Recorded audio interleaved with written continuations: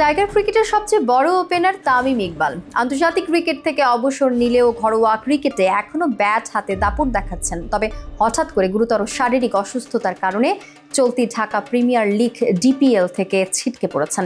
এমনকি কয়েক মাসের জন্য তামিমকে মাঠের বাহিরে থাকতে হবে। তবে তামিম যেন সেটা মানতে নারাজ। 22 গজে ফেরার জন্য মরিয়া হয়ে উঠেছেন চট্টলার খান সাহেব। তামিম ইকবালের শারীরিক অবস্থা এখন উন্নতির দিকে হলেও তবুও উন্নত চিকিৎসা নিতে সোমবার সিঙ্গাপুরে যাবেন জাতীয় দলের সাবেক এই ওপেনার।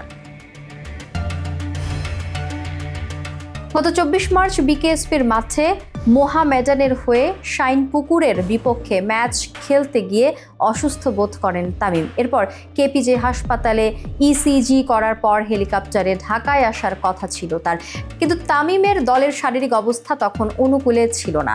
পরে সাভারে কেপিজে হাসপাতালেই তার চিকিৎসা চলে।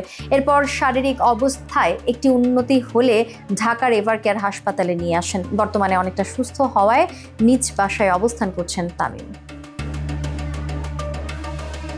চলতি ঢাকা প্রিমিয়ার লিগ ডিপিএলে মোহামেডান ক্যাপ্টেন তামিম ইকবাল ডিপিএলে এখন পর্যন্ত 368 রান করেছেন। শুধু তাই নয়, চলতি ডিপিএলে করেছেন ব্যাক টু ব্যাক 2টি সেঞ্চুরি।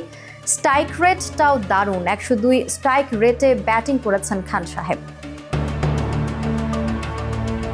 চট্টলার কলিজাওয়ালা খান সাহেব লাল সবুজের জার্সি থেকে বিদায় নিয়েছেন। তবে ভক্তরা যেন সেটা এখন পর্যন্ত মেনে নিতে পারছেন না, আবারও তাকে ক্রিকেটে দেখতে চান।